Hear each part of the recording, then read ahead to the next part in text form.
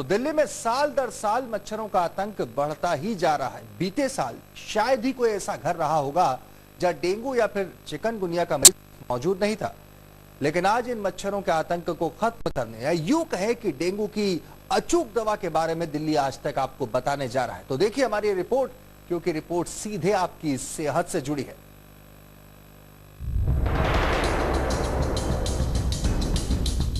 चूंकि मौसम मानसून का है, लिहाजा बहुत मुमकिन है कि दिल्ली का दुश्मन नंबर 1 मच्छर आपको फिर से अस्पतालों के चक्कर कटवाए और आपको अस्पताल का बेड न मिले।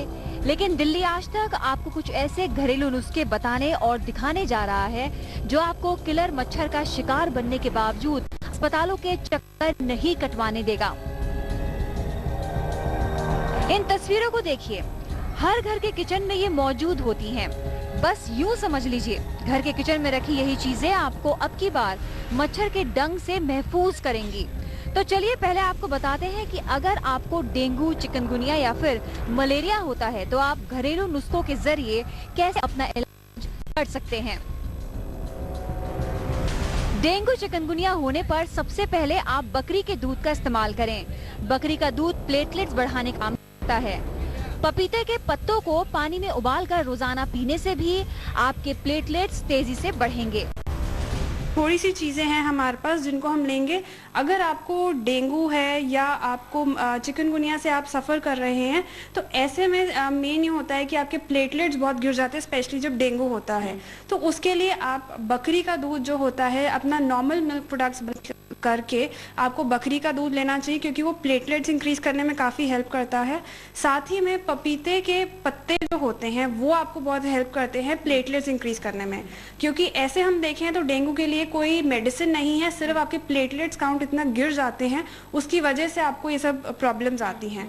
तो उसके लिए आप पपीते के पत्ते को उबाल के उसका पानी पीजिए रोज, या फिर आप पपीते के पत्ते का जूस निकाल के उसको जितना आप चाहे इतना लीजिए, चाहे 7-8 चम्मच लीजिए, बट रोज के बेसिस पर आप इसका ये जूस लेंगे तो वो भी आपको जल्दी ठीक होने में हेल्प करेगा। इसके अलावा आप खुद और घरेलू नुस्खे अपनाकर भी मच्छर के काटने से होने वाली बीमारियों से खुद को बचा सकते हैं। खास तौर पर गिलोय पाउडर, अश्वगंधा और सॉल्ट जैसी घरेलू चीजों से बनाया जाने वाला काढ़ा भी डेंगू चिकनगुनिया के मरीजों के लिए फायदेमंद साबित होता है। चीज जो हम चाहें आप हमें बनाकर बताएं, जिसको अगर रोज कोई चाहे वो काढ़ा हो या कोई भी ऐसा फूड आइटम जो आप सजेस्ट करना चाहें हमारे दर्शकों को।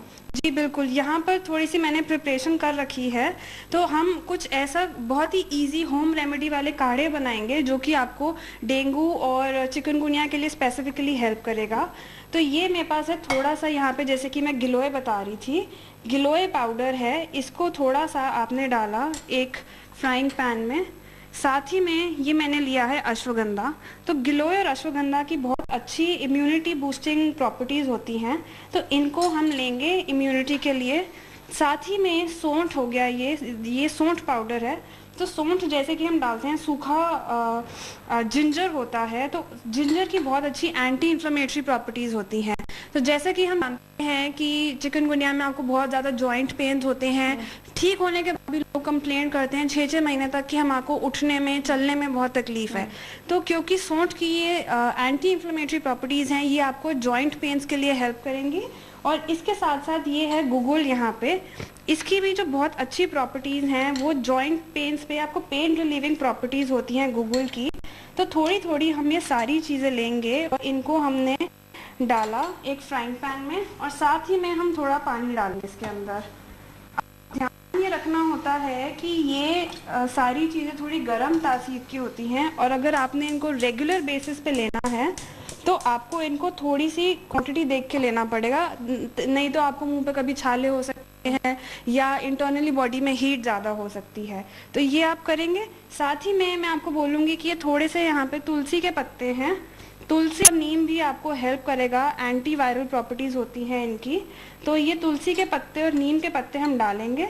इसको आप चाहे इस काढ़े में डाल के लीजिए या आप अदरवाइज अपने पानी में बॉईल करके लीजिए, बट रोज़ के बेसिस पे नीम और तुलसी का पानी उबाल कर आप ज़रूर पीजिए, क्योंकि ये बहुत कड़वा भी होगा जो हम काढ़ा बना रहे हैं। तो इसमें थोड़ी सी मिठास रखने के लिए आप इसके अंदर मिश्री या शहद डाल सकते हैं। तो हम थोड़ा सा इसका टेस्ट पीने लायक करने के लिए इसमें थोड़ी सी मिश्री डालेंगे। इसको अब आप अच्छे से उबाला आने दीजिए। उबाला आके इसको आप छान के एक कप काढ़ा आप रोज के बेसिस पे पीजिए, तो आपको ये बहुत अच्छे से हेल्प करेगा डेंगू चिकनगुनिया से रिकवर करने में, और मेजरली जो जॉइंट प्रॉब्लम्स होती हैं उनको ठीक करने के लिए भी आपको ये काफी हेल्प करेगा। इलाज तो आपने देख लिया, लेकिन क्या आप जानते हैं कि आपके किचन में मच्छर की एंट्री को बैन करने का फॉर्मूला भी मौजूद है। आप बिना मॉस्किटो रिपेलेंट की मदद से मच्छरों को अपने घर में आने और काटने से रोक सकते हैं। मच्छरों के घरों में एंट्री ना होने देने के लिए आपको कपूर में सरसों, नारियल तेल या फिर नीम का तेल मिलाकर जलाना होगा। साथ ही आप अपने शरीर पर नीम का तेल लगाकर भी मच्छरों के काटने से बच सकते हैं।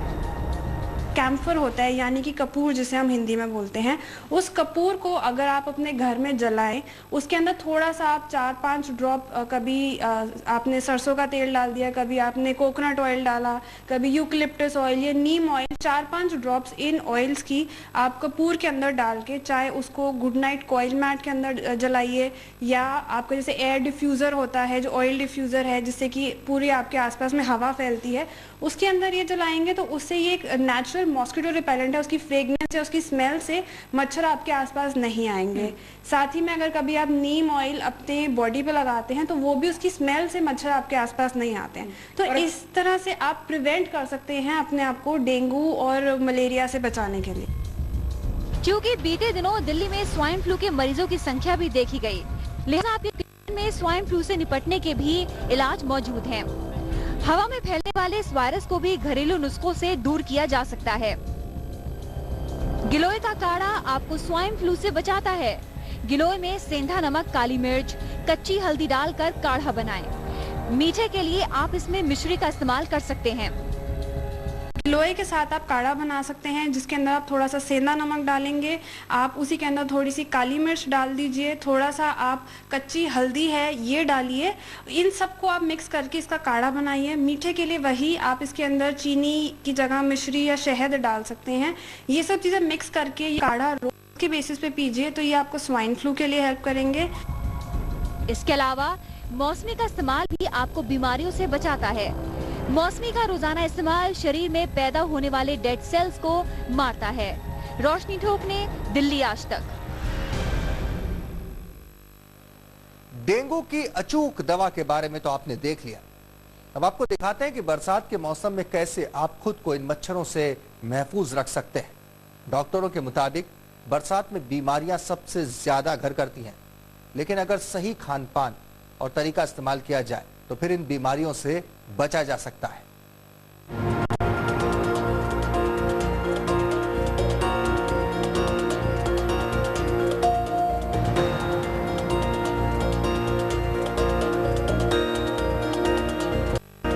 यकीनन हफ्ते दर हफ्ते बढ़ते डेंगू, मलेरिया और चिकनगुनिया के ये आंकड़े सिविक एजेंसियों के दावे और कोशिशों की पोल खोलते हैं। ये दिखाते हैं कि कैसे सरकार और दूसरी सिविक एजेंसियां मच्छरों से होने वाली बीमारियों को रोकने में नाकाम रही हैं। लेकिन सवाल ये पैदा होता है कि क्या दिल्ली यूं ही मच्छर के डंक का शिकार बनती रहेगी?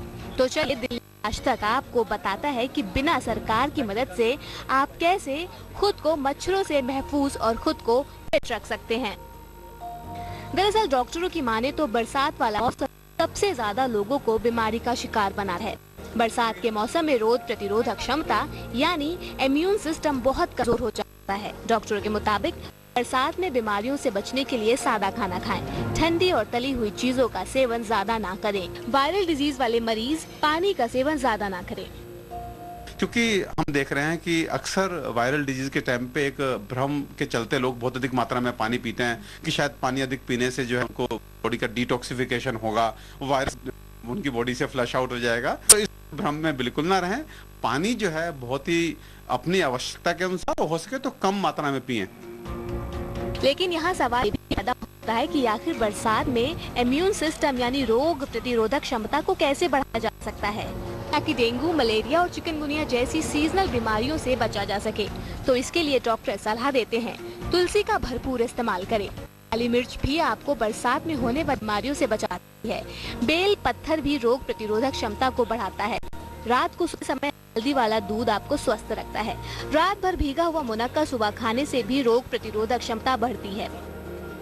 की जो इम्यूनिटी है स्पेसिफिक टू वायरस वो बिल्ट होगी और आपको वायरस इन्फेक्शन होने के चांसेस बहुत कम हो जाएंगे। तो आप तुलसी, काली मिर्च और बेल पत्र का काढ़ा जो है आप अपने जीवन में जो है आप इसको जो है कम से कम चेंज ऑफ सीजन में आप इसको यूज कीजिए डेली। एंड ये जरूरी नहीं कि आपको वायरल है तभी आप इसको ले, आप प्रिवेंटिव भी इसको ले सकते हैं। और तुलसी तो बहुत अच्छी चीज होती है, काली मिर्च भी बहुत अच्छी चीज होती है, बेल पत्र भी एंटीवायरल है, तो आप इसको करें।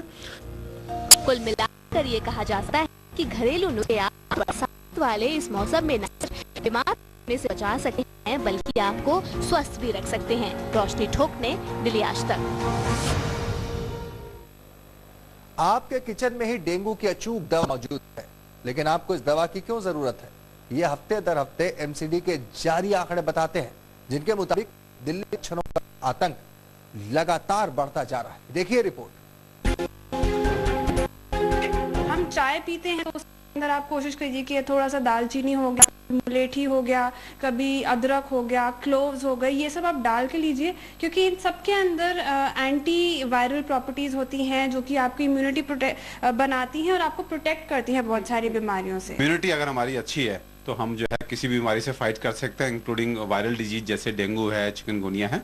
तो खान पान जो है बहुत ही संयमित, बहुत ही अनुशासित रहे। घरेलू नुस्खों और बेहतर खान पान की मदद से आप मच्छर के काटने से होने वाली बीमारियों से बच सकते हैं। लेकिन दिल्ली कैसे हफ्ता दर हफ्ता किन मच्छरों का शिकार बन रही है वो आपको दिखाते हैं। एमसीडी के ताजा जारी आंकड़ों के मुताबिक दिल्ली में बीते हफ्ते डेंगू के मरीजों के 57 नए मामले सामने आए हैं, जिसको मिलाकर अब दिल्ली में डेंगू के मरीजों की संख्या 237 हो चुकी है। वहीं चिकनगुनिया के भी मरीजों में बीते हफ्ते इजाफा हुआ है। एमसीडी के जारी आंकड़ों के मुताबिक बीते हफ्ते दिल्ली में चिकनगुनिया के भी 25 नए मामले सामने आए। अब चिकनगुनिया के मरीजों की संख्या 220 पहुंच चुकी है। सबसे बड़ा कारण जो अब तक प्रतीत होता है वो है मौसम में ह्यूमिडिटी का लेवल बने रहना, रुक रुक कर बारिश हो रही है, जिससे घरों में मच्छरों की उत्पत्ति जो है वो बढ़ रही है। हमारे अपने प्रयास काफ़ी जोरों से अब चल रहे हैं, हाउस विजिट्स कर रहे हैं। अब तक 80,412 घरों के अंदर मॉस्किटो ब्रीडिंग पॉजिटिव मिली है, जिनको अगर हम देखें तो साउथ कॉरपोरेशन में 40,000, नॉर्थ में 26,427 और 13,811 ईस्ट कॉरपोरेशन में ब्रीडिंग मिली है घरों में।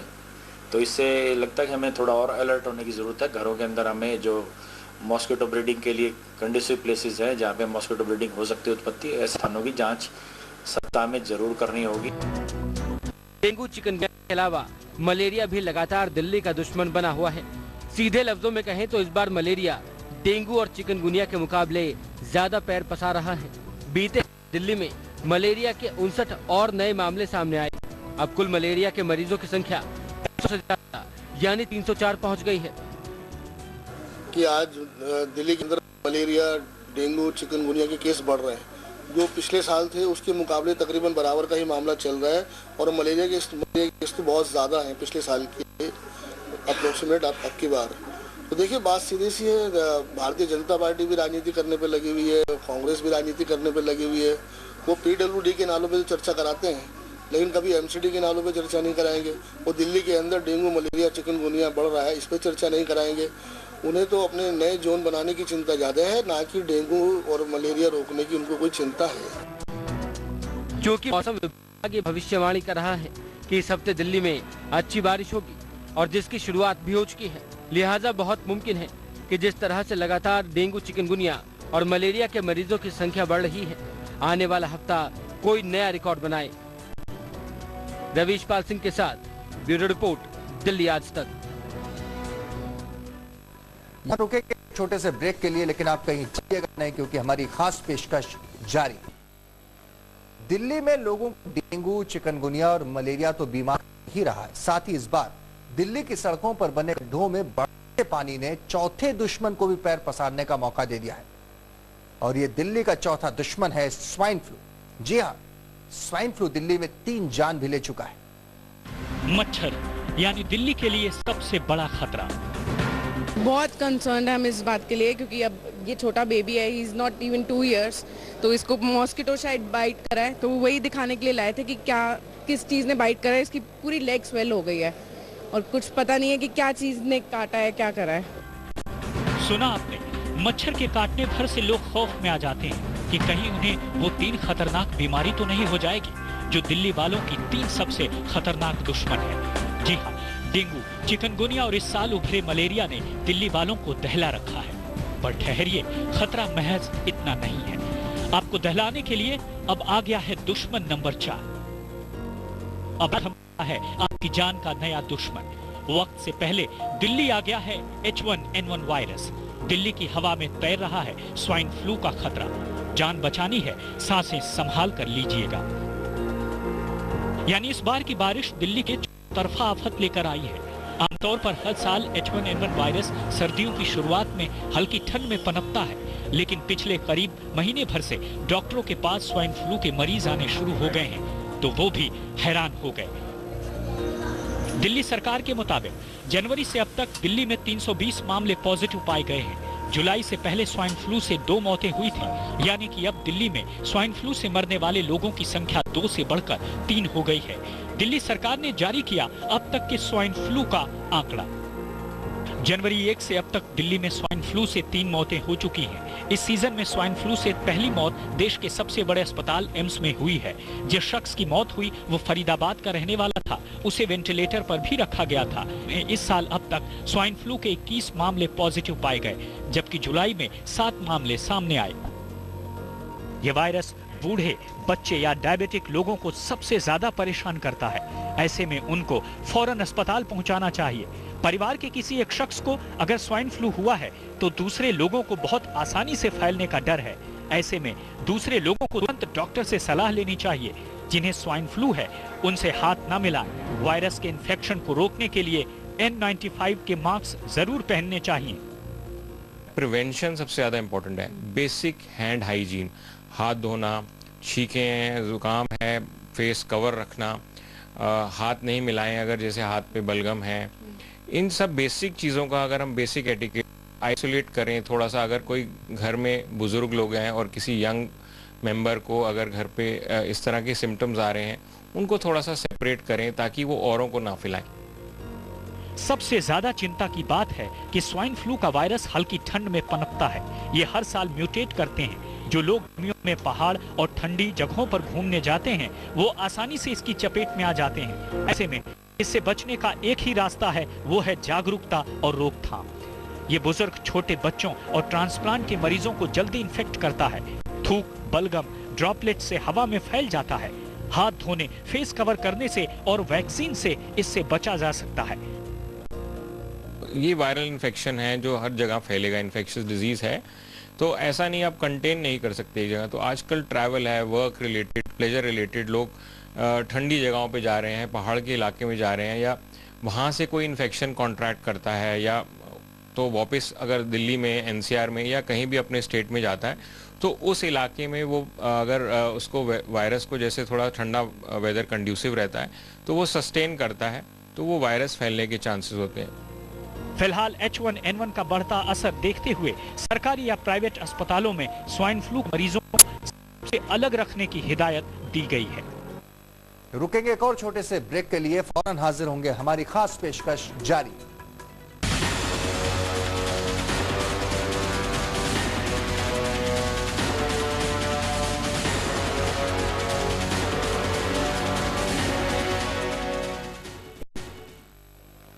डेंगू, चिकनगुनिया और मलेरिया का इलाज आयुर्वेद में भी मौजूद है। गंगाराम अस्पताल के सीनियर आयुर्वेद स्पेशलिस्ट डॉक्टर परमेश्वर अरोड़ा से हमारी संवाददाता ने बात की और जाना कि आयुर्वेद में वो कौन सी दवाएं हैं जो मच्छर के काटने से होने वाली बीमारियों को दूर करती हैं। अब एक सवाल है सर मेरा कि अगर किसी को इन सब एहतियात बरतने के बावजूद डेंगू, चिकनगुनिया हो जाता है या स्वाइन फ्लू उसको प्रभावित करता है, तो क्या आयुर्वेद के पास ऐसे नुस्खे हैं जिसका इस्तेमाल करके इनसे लड़ने में मदद मिल सकती है? बिल्कुल, देखिए मैं कहना चाहूंगा आपके माध्यम से सभी को कि आयुर्वेद की एक औषधि है जिसका नाम है त्रिभुवन कृति रस। ये बहुत ही अच्छा काम करती है। पिछले लगभग 2-3 सालों से हम देख रहे हैं कि काफी विकराल रूप में जो है स्वाइन फ्लू, डेंगू वगैरह हमारे दिल्ली में बहुत फैला है और हमने सैकड़ों हजारों लोगों को केवल इसी औषधि को देकर के ठीक ठीक किया है। तो अब त्रिभुवन कीर्ति रस एक क्लासिकल आयुर्वेदिक मेडिसिन है, लगभग हर आयुर्वेद की दवा बनाने वाली कंपनी इसको बनाती है और सभी जगह उपलब्ध है। तो इसकी एक एक गोली यदि आप सुबह शाम लेते हैं, इन केस ऑफ इवन आपको सिंपल भी कोल्ड कफ होता है, आपको बुखार होता है और आपको ये शंका है कि कहीं वो डेंगू ना हो, तो उसको इनिशियल अरेस्ट करने के लिए आप त्रिभुवन कीर्ति रस की एक एक गोली लें।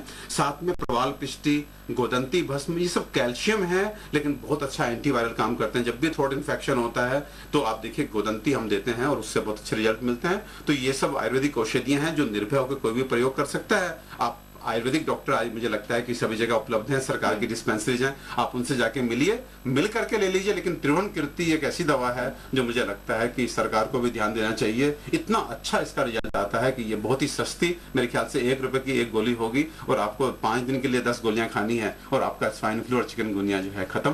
तो एक और सवाल सर, क्या डायबिटिक लोगों को या हार्ट के पेशेंट को कोई खास ध्यान रखना होता है आयुर्वेदिक दवाई लेते समय, या सभी इसको सामान्य रूप से इस्तेमाल कर सकते हैं? हाँ नहीं, ये त्रिभुवन कीर्ति रस की जहाँ तक बात है, इसको कोई भी आप सेवन कर सकते हैं। बच्चों को आधी गोली की मात्रा में दें और बाकी फिर मैं कह रहा हूँ कि आप आयुर्वेदिक चिकित्सक से मिलकर के इसको लें, लेकिन ये बहुत ही सरलता से उपलब्ध और सभी के लिए सुटेबल ये औषधि है, इसका प्रयोग करें। लेकिन हाँ, डायबिटिक पेशेंट या कोई भी रोगी जो पहले से किसी बीमारी से ग्रसित है तो उसकी इम्यूनिटी वैसे ही कम होती है। तो इस सीजन में मेरा बस उनसे एक ही अपील रहेगा कि वो जो है अपने आहार को, अपनी जीवन शैली को इतना संयमित रखें कि उनकी इम्यूनिटी और नीचे ना जाए, क्योंकि वायरस जो है वो एनवायरमेंट में होगा।